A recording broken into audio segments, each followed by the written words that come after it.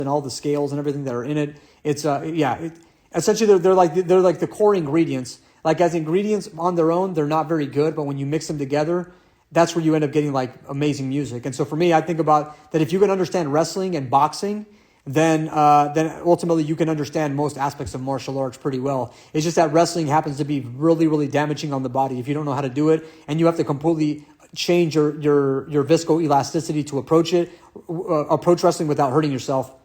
But with boxing, you can do boxing and then it not necessarily like damage you very much. Obviously, staying away from sparring, or if you do sparring, you need to learn how to do touch sparring where nobody's like putting any power behind their punches. So if you can learn how to do touch sparring, that can be good, but you need good partners for that kind of stuff. Capoeira is classical music. Capoeira is like it makes you hyper flaccid, so I wouldn't call it classical music. No, that's not even close. That's you're tripping.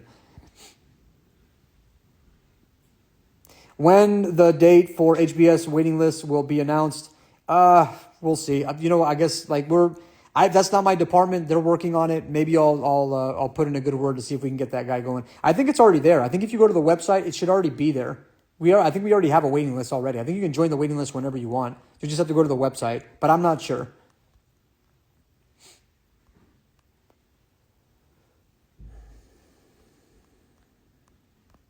How does improving mechanics also improve mental health and the prefrontal cortex?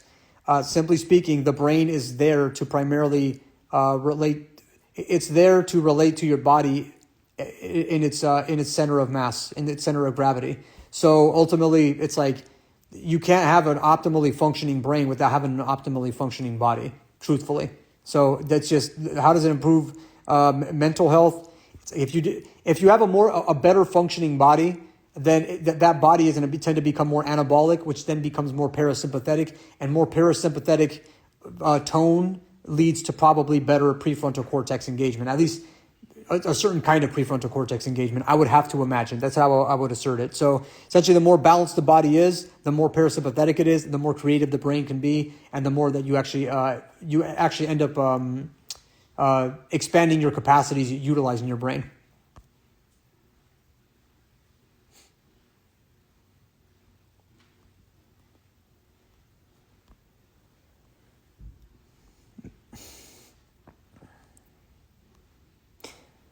I'm not going to answer that one. That's going to be a tough one.